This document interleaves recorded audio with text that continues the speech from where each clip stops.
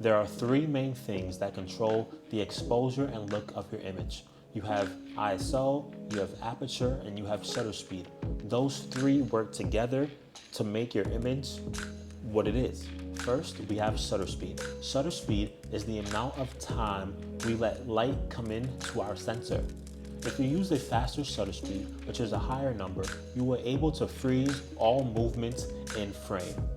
So the faster your shutter speed, the more likely you are to capture the shot.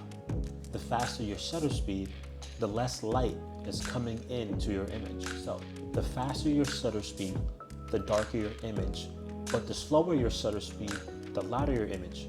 But the caveat is that if you have a slower shutter speed, you're more likely to get motion blur, which means your subject will be like spread out through your image. So the best thing to do is to have a faster shutter speed, which is what I usually shoot with. I usually have 200 to 250 for my shutter speed.